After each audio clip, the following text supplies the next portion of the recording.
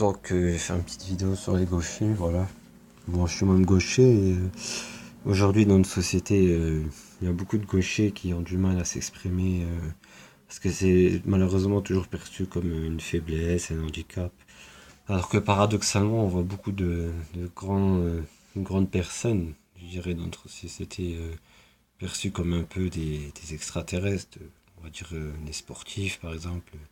Tout le monde connaît Messi, Maradona, Rafael Nadal, etc. Donc finalement, d'une part, on voit que être gaucher, c'est cool, on va dire, mais au niveau de l'écriture, tout ça, c'est toujours gênant. Bon, en fait, ce qu'il faut savoir, c'est que la maladresse légendaire des gauchers, d'où elle vient, bah, c'est très simple. Elle vient juste simplement du fait que tout est fait pour les droitiers, si vous voulez, de manière naturelle. Parce que comme il y a plus de droitiers, tout ce qui est construit instinctivement est construit en droitier. Si vous voulez, le cerveau, il y a deux hémisphères en fait, l'hémisphère gauche et l'hémisphère droit. Donc, bon, c'est un peu compliqué, mais je vais schématiser.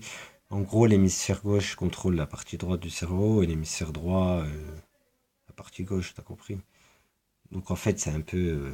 Voilà, il y a un cerveau droitier, un cerveau de gauche. Bon, je schématise, hein, c'est beaucoup plus compliqué que ça et je suis pas neurologue pour expliquer, mais si tu veux, le droitier, quand il va penser donc il va penser en droitier, il va faire ses trucs de droitier. Donc son fils ou son copain ou son chien droitier, pareil, il va venir par derrière, ça va être simple. Maintenant, si tu commences à mettre un gaucher, donc il va commencer à utiliser des objets, tout ça.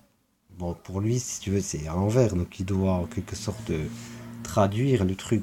Donc à force cet effort de traduction, c'est c'est ça qui est gênant pour le gaucher. C'est-à-dire au niveau d'écriture, par exemple, comme il écrit dans l'autre sens, des fois il va prendre une posture bizarre, etc.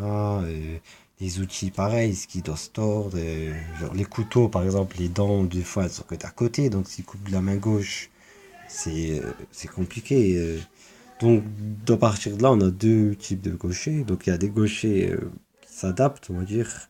C'est-à-dire qu'ils sont bien même parfois droitiers, ils font quasiment beaucoup de choses les tâches principales de la main droite, genre écriture, etc. Donc, et ils gardent leur main gauche, c'est-à-dire comme une main forte, je sais pas, pour le sport. Et après, il y a des gauchers qui sont pas adaptés et pour X raisons, hein, je sais pas moi, après chaque cas est différent, mais du coup, eux, bah, ils ont cette maladresse, ils ont du mal à se servir de leur main gauche et donc ils se sentent mal dans leur peau, donc ça crée un handicap même psychologiquement parce qu'ils vont se sentir un peu inférieurs.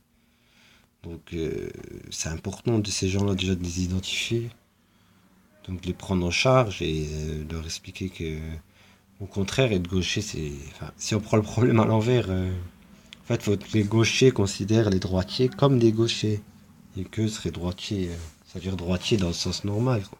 Parce que même dans les mots, si vous voulez gaucher, ça veut dire gauche, quoi, maladroit, dans toutes les langues, c'est un peu comme ça.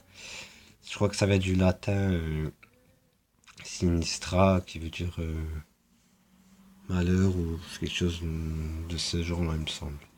Donc gaucher, droitier, hein, voilà, c'est la même chose, c'est juste que le monde, il y a plus de droitiers, donc c'est un peu plus dur. Mais si on prenait l'inverse, d'ailleurs j'avais vu une expérience marrante, c'est de prendre des ciseaux, vous savez, pour gaucher, que des outils pour gaucher et vous les donnez à des droitiers. Donc, qu'est-ce qui va se passer? Ben, il va être très maladroit.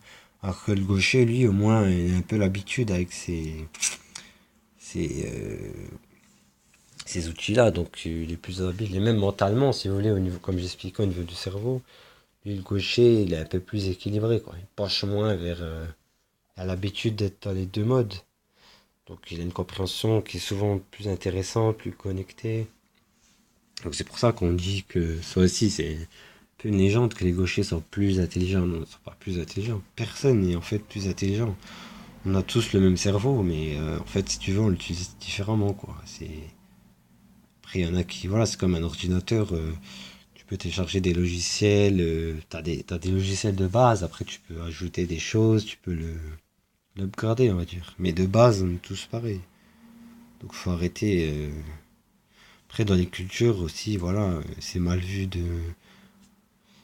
fonction des cultures, religions, le gaucher, voilà, c'est toujours mal vu, manger de la main gauche, et voilà, écrire, toutes les tâches nobles, en fait, c'est plus intéressant de les faire de la main droite. Mais après, c'est toujours bien de faire ça, hein, si on peut s'intégrer, tant que ça nous enlève pas notre identité, voilà.